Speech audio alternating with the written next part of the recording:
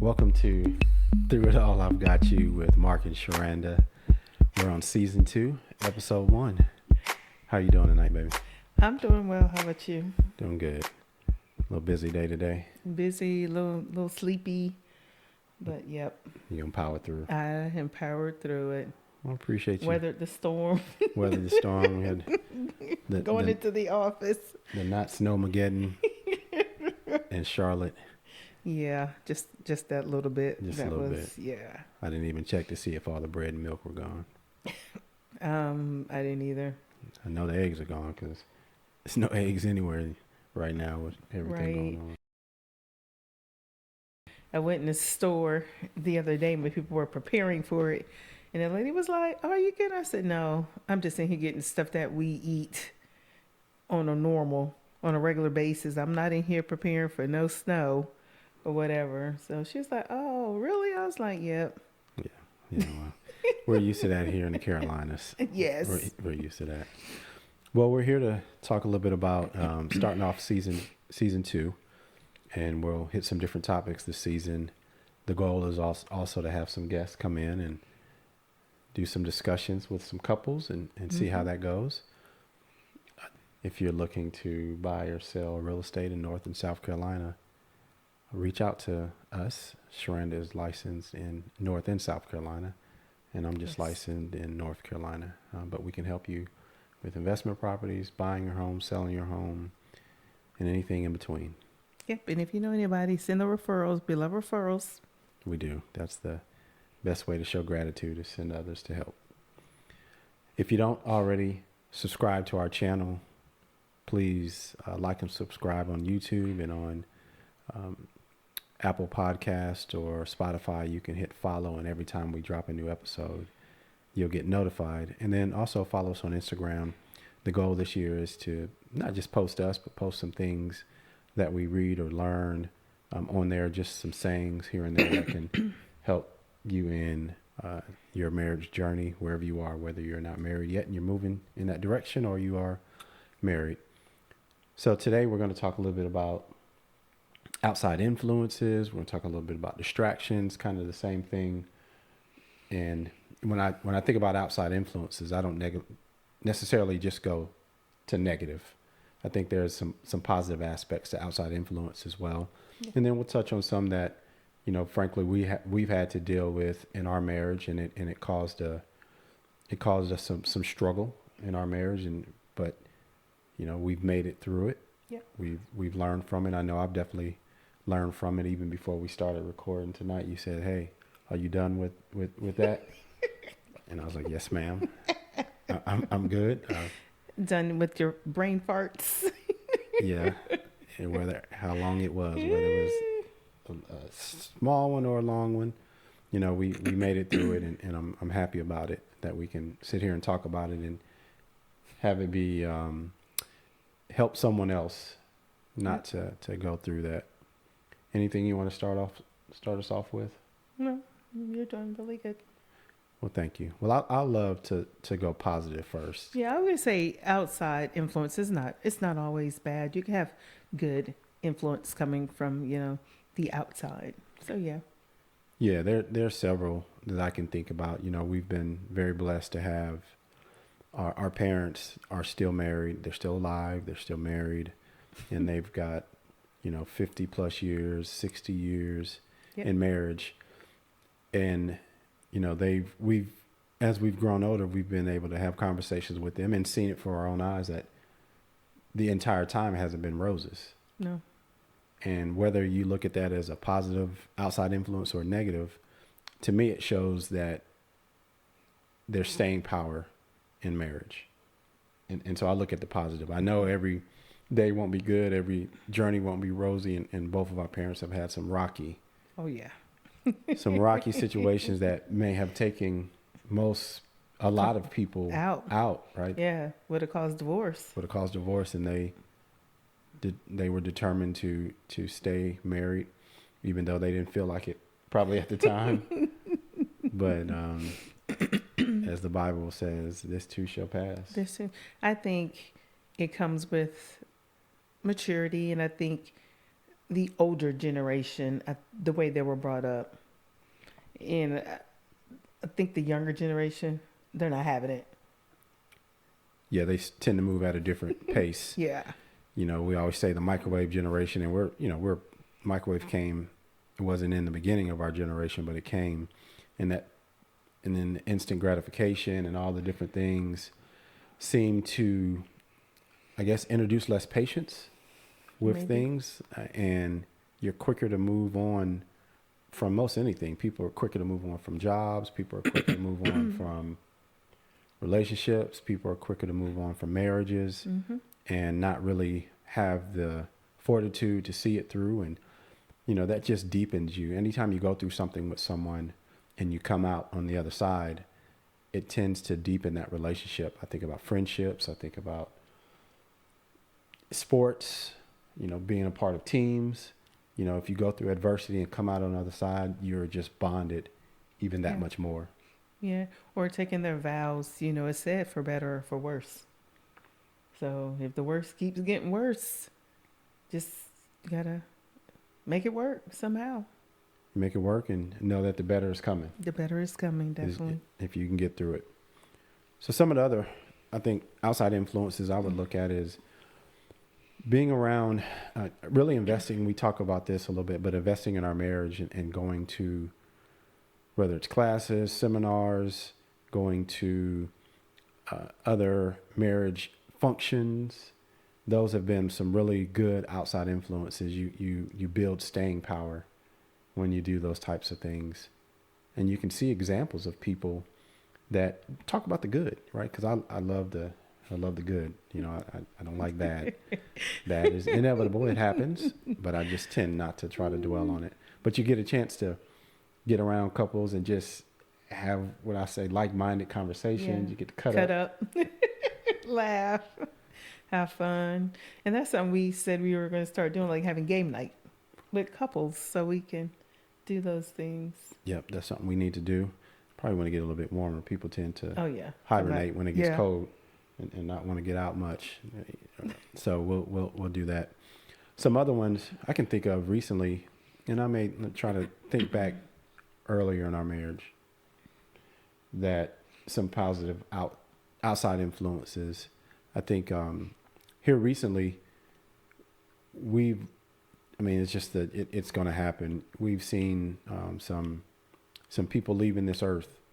And last week we went to a funeral of one of my closest friends, someone I've known since I was 6 years old, and his mother passed away, and she battled with a long-term illness that had her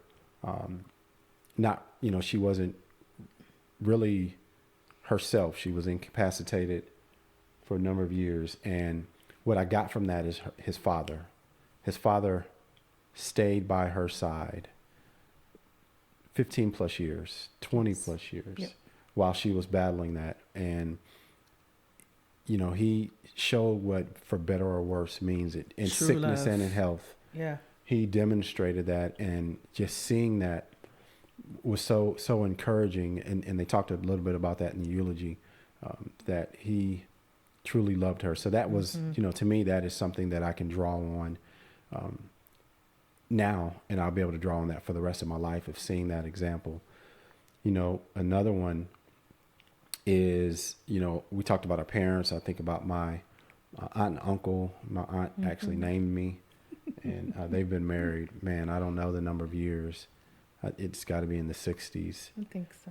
But they've stayed together and shared some things that has shown staying power. Staying power, yeah. So, and just truly sweet. She's both of them sweet, humble people, and you can really just glean from them, get some wisdom and knowledge, just full of it. But yeah, and if you don't have, not everyone is blessed to have that type of longevity that they can look to in their families or in their extended circle. And I would suggest or encourage you to seek that out. Seek out mentors, whether it's in the church or wherever that is. Seek out some folks, some couples that have had staying power, and get to know them and get around them and find out how they were able to overcome, and hopefully they'll share some of the pain points. They'll share some of the tidbits that help you, that will help you, and something you can draw on when you go through, some adversity in your marriage, because it comes. And so those are a couple things I think about in a positive light when I think about outside influences. Sometimes movies, cheesy as it sounds, they're not real. Every once in a while, they're based on a true story. But, sometimes those feel-good moments can help you as well. Any other positive outside influences you can think about in marriage? No. None come to mind right now. Okay. Well, I did look up some, and then we'll get into some of the things that you want to avoid. And I'm gonna look at my phone because I don't have them memorized, but I did, I did think about some things and looked up some things. So some of the outside influences they talk about in marriage, as you do some research, it talks about family dynamics. And that can, we'll stay there for a couple seconds. Family dynamics they can break up a marriage. Oh yeah. They can introduce a lot of stress into a marriage. And they can also introduce a lot of joy into a marriage, depending on those dynamics. And if you look, as you think about marriage, you're two people individually coming together to start your own family, your immediate family. You're not separating from your siblings or parents, but you are pulling away so that you can pull together. And so you have to kind of remember first things first. Right. Like family's big to us, and we were never like alienate our families out of our lives, but we make it a point to make sure, hey, this is us. And then we also, include our families. We do a lot of stuff with our families, so it's not nothing that really affects us. Nothing that really affects us. Sorry.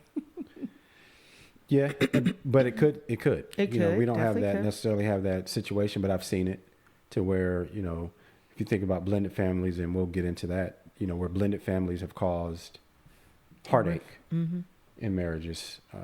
The kids, or they have kids together, and the step siblings cause heartache. So that's something to be aware of and to talk about, whether you're married or not. Talk about how your family dynamics. You can say, man, I got this crazy uncle, and just when he comes around, just know that's a grown man. I can't, we can limit. Him. Yeah, can't control him, but we can limit his influence and not take it personal. Just know that's how he, blah, blah, blah. So, yeah. The other is, and we talked a little bit about this, our generation and where we are, is social media. Social media can help or hurt a relationship. Yeah, especially if you spend too much time on it, day, night, focus on it. That phone in your hand, scrolling. And getting a false sense, right? You're getting a false sense of what someone else's life looks like. And it's snapshots. It's not necessarily staged, but it could be. So you compare to those things, and you introduce that into your family dynamic, into your marriage. And it could be unfair to hold someone to another person's standard, which can cause stress and strife. You know what? A new rule we should have: no phones in the bedroom. I'm with it. As we go to bed, no phones. Now, what if you play music off the phone? That's different. Okay, what you mean? I'm talking about going to bed. Scrolling. Yeah. Yeah. That's going to be tough for you, isn't it? It's not going to be tough for me. The last couple of nights you have been on it. So, no, I make sure my alarm is on and lay it down. Okay, that's a good rule. Well, I'm with it. A couple more we'll touch on. Oh gosh. Is financial issues. That's more of an inside It is. I influence wonder how is than that the outside. outside? Well, it could be if you take on someone else's burden, right? So let's say you're giving out money to such and such, and not including your spouse in those decisions, and that because that person is on the outside, that's causing that strife inside. So if someone comes to ask for money, depending on the person, so should they come to the both of you, or if they're closer to one person, should they go to that one person and ask? To me, they're going to go to who they're close to, and it's on you to go to your spouse. It's not on them to know or to do the work you need to do. Mm-hmm. That's not on them. They need a hand. They're just trying to get, that help. Yeah. I think it's up to the spouse to go to the other one to Say, fill hey, them in. Yeah. what if it's like a certain amount? Should they still, if it's big amounts, discuss? If it's small amount, what do you think? I think it's all relative to what you all decide. Because big to some can be small to others, and small to some can be huge to others. So I think it's something that you should discuss. Hey, if you want to give them out of your money, and I'm putting up air quotes, because some people have, hey, this is money goes into a joint. And then you got your spending money, and I've got my spending money, and your allowance. Yeah, I don't get into what you spend. You don't get into what and you want to give them out of yours. Now, if you get them out of the joint, we need to talk about it because that money is allocated for something else. So, that's one way of looking at it. That's true. And then the last couple ones, and then we'll jump into, we'll just jump right in because this is the one I looked at also is talked about work stress. So work stress is an outside influence that can cause strife in the marriage. It can cause some animosity, and not necessarily just also the workload that you have, but it could be co-workers that can put some outside stress on your marriage. And we'll get into a situation that we ran into, and I'll say that I put us in this situation unknowingly. It wasn't intentional. It wasn't anything that I felt like, hey, I'm doing wrong and I'm just going to keep doing it. It was I had a former coworker, and you have access to my phones, my codes. You don't, to my knowledge, you don't scroll through looking for stuff. It's just, I know yours, same thing. I mean, it's just, we're not there. It's just so happened I was reading something, and I don't remember how, but you saw some emojis, and you was like, what's this? I was like, I don't know. It's just, someone I'm doing some stuff with, working on a project with at work. And as you dug a little deeper, you was like, hey, there's a pattern going on, and you're not shutting this pattern down. I was like, what are we talking about? I'm not doing nothing. And though that how it started. And in looking at that situation, I disagreed with your assessment, and you completely disagreed with my assessment of it.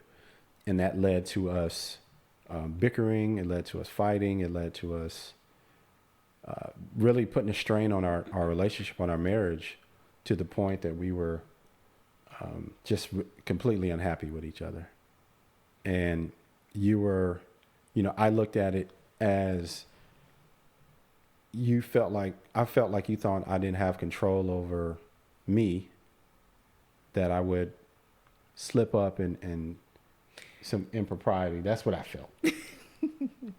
And you felt what? I didn't feel that. I just felt like in that moment you got caught up and you didn't see it that way because your reaction back to some of the messages and stuff, the playing, and I think there should be a line drawn. I mean, you can have fun at work, but I felt like at that moment that person roped you in, but you didn't feel that way because some of the response that you were giving back and responding back with emojis, and I had to Google emojis for you to see what they really meant. And so, we went back and forth. It was a long process that we went through. And then by that happening, I remember going on a work trip with him. We had planned to go to visit certain city. I'm not going to say where, but we had planned to go visit, before we left here. It was like, hey, since we're going to be that close, let's drive up to such and such, since him and I had never been. And then we're going to visit that one and another one. And so I wasn't there. I don't even know how the conversation came up, but the person overheard the conversation, like, ooh, I want to go with you guys. And my husband thought it was okay. And I was like, I don't know how that's okay for a single female to go with a husband and wife an hour away on a trip. I was like, that's not normal. And so that became a big thing. And just, I don't know, it just really became a big thing. But he thought it was okay. And he was like, because I'm a nice person. I said, I'm not that nice to want some single female riding in the car with us going on the trip. So, he had to tell her no, she couldn't go. And so that was just, a big thing. So, Yeah. yeah. Yeah. And again, it was, as I look at it, it was innocent, but even in innocence, you can be wrong. You can be unaware that, even the emojis, I was like, man, I don't mean, if I send something back and not knowing what it means, does that make it wrong or right? It made it. It made it wrong because that person may know what it means and thinking, hey, okay, they're engaging with this. Right. And I wasn't. I mean, I really wasn't engaging. There was no impropriety. There was no mindset to flirt with that person or engage with that person. It's just getting caught up in something and unaware. And it's easily to do, but you being married should know those things. Like if someone sent me something, I'm going to be aware. I think females are more aware than guys are. I don't know if you guys just want to be oblivious to it or just like, oh, nobody wants me, or I don't know, but we know if someone walked up to us right now and be like, oh, those are some pretty shoes. Oh, you're cute. Are you married? We know off the gate. Okay, they're trying to holler. yeah, to me, that's obvious. Right? Nice shoes, you cute. That's... Okay, not even with the you cute, okay? I mean, nice shoes, you could have nice shoes. Yes. And they could say, where'd you get those? I want to get them for my wife or my girlfriend. She would look good in those. But we're not that oblivious to those pants fitting you good. I mean, all right.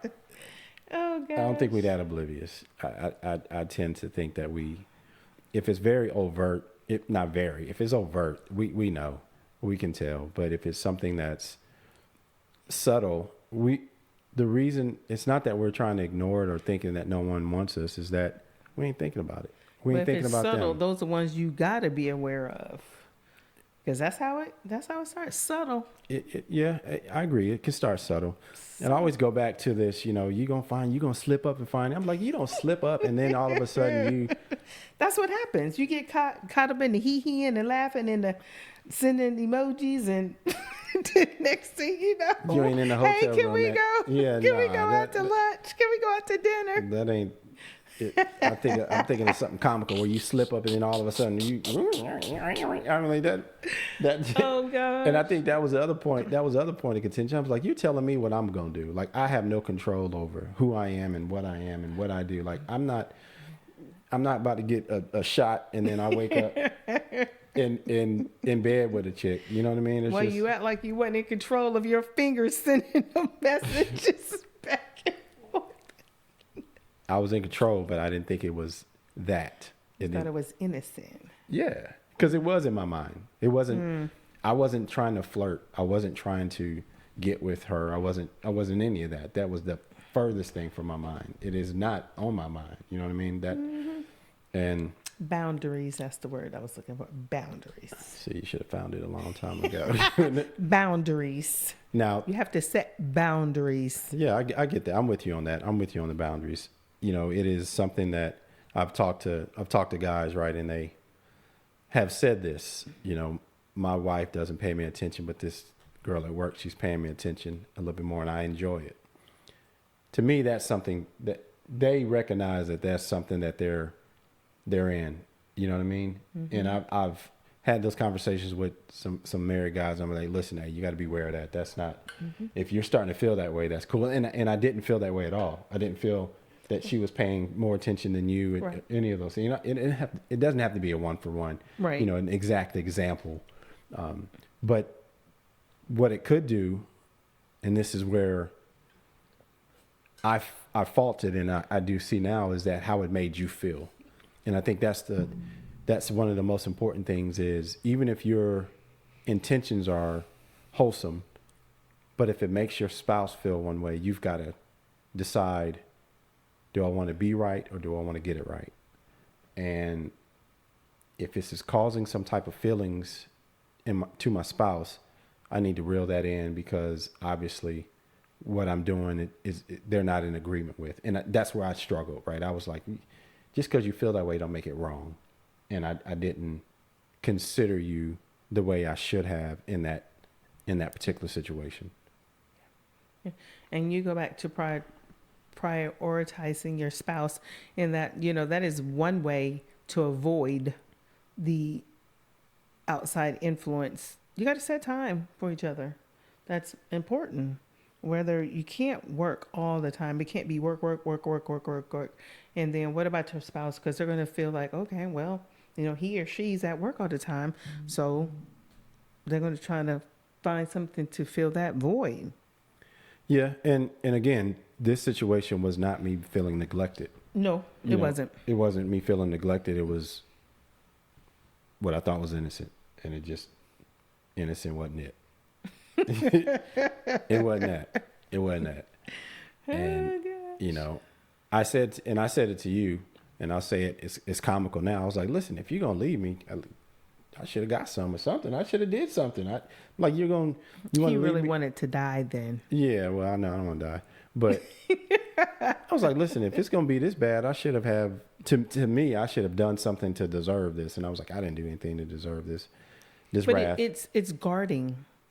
You didn't guard yourself. You didn't guard us. It's about guarding your marriage. It is. And it's a lesson. You know what I mean? It's a lesson that I can live to say that I learned. We can say that we overcame. Oh yeah. And, to the point where you was like, imagine I did the same thing to you, or imagine this. And I'm like, well, then everybody's dead. I got to wipe out whole families because they're going to be coming for me. But, I said that comically. It wasn't, I just didn't feel like it was something. But again, knowing that this can be anything, knowing how your spouse took that outside influence. It could be anything. It doesn't have to be another person. It could be your vehicle. It could be, we talked about your job. It could be your parents. It could be your children, that you're putting them before your spouse.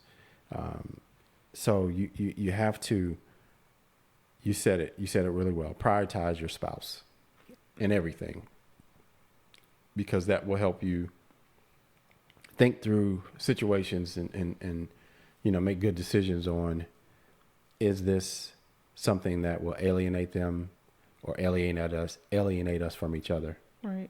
Or is this something that draws us closer together? And when you think like that, it helps. And it's not natural all the time to think that way. You're gonna stumble. You're gonna fall. Yep. But get back up. Is that what you just said? Get back up. Get back up. Yep. I ain't gonna sing the Donna McClurkin song because you don't. Please don't. You don't like that song, and you don't like my singing probably, but I can sing. Oh gosh. As we wrap this episode up. So some ways. Oh, well, okay, we're not wrapping it up. Go ahead. Some ways that you can avoid outside influences. Well, negative outside influence. Negative outside influence. That is, yes, correct. Definitely communication. Communication is the number one key in everything. Married, not married, whatever, but communication. Communicating. Yeah, that's even one of the top reasons for divorce, is a lack of communication. Yep. And we talked about that in season 1. If you're just joining us now, you can go back and listen to. We talked about communication leads to, and it can lead to a lot of different things. It can lead to intimacy, she whispered. So I'm gonna keep on talking to see if that works. It leads to, you have to communicate, not talk. Yes. And you got to get to the why. What am I really trying to say, and what am I saying? So it's two things to that. So communication is key. Yes. Another one is boundaries. You talked about that already. Setting boundaries. Hey, let's just make sure that we understand this is a line in the sand we don't cross. That's right. Don't bring no single women over here if I'm not here. Oh yeah, or riding them in your car. or ride them in your car. The Bible talks about that. It says, "Don't let your good be evil spoken of." And I'm not a jealous type wife. My husband can tell you, but just don't let your good be evil spoken of, because you don't know what that other person's intent is. That's right. I mean, I made it a habit. Take it, like it, don't use it.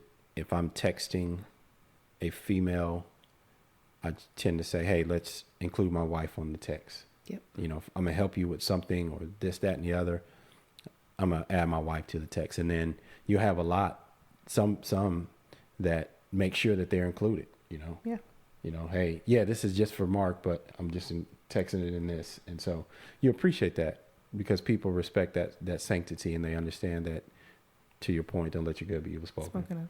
So I appreciate that. Another one you can think about when you try to make sure you limit negative outside influence is quality time, making sure that you set aside quality time for each other. And It's important. yeah, quality time is not just walking or talking, or it's sometimes intentional conversations. Talking, I said walking and talking, but talking. It's intentional conversations where you're sitting down, looking at each other, putting the phone to the side, and talking about some things. Yeah. And listening, and then learning, recapping, all of those things. Yeah. Is really good. And then, if you've had some really tough struggles with outside influences, and you don't seem to, you can't just get through it. You can't get over it. You can't get over the hump. It's prolonged. Maybe seek professional help. There's nothing wrong with that. Nothing wrong with that, because at the end of the day, you're trying to sustain your marriage, and whatever helps you sustain it, that's what you need to do. And you have to understand that you could be wrong in that situation. Agreed. And be able to accept the wrong and get it right. Agreed. And we're not immune to getting people to listen in and, hey, give us your opinion. We've done it for others, and I know if we need it, we'll do it, because there's no pride in trying to get it right. Mm-mm. Even with the situation we just discussed, I went to several people. I wanted to make sure. I was like, is it me? And it was like, no, it wasn't you. I was like, I just want to make sure that I wasn't overreacting, to the situation. I should have gave you a couple of people to talk to. Maybe they would have. You could have talked to your people. You didn't want to, because you knew you were wrong. No, don't say that. That's right. Don't say that. I didn't know. He was scared to go talk to his people. I wasn't scared to talk to my people. I was going to give you some people to let you see my side.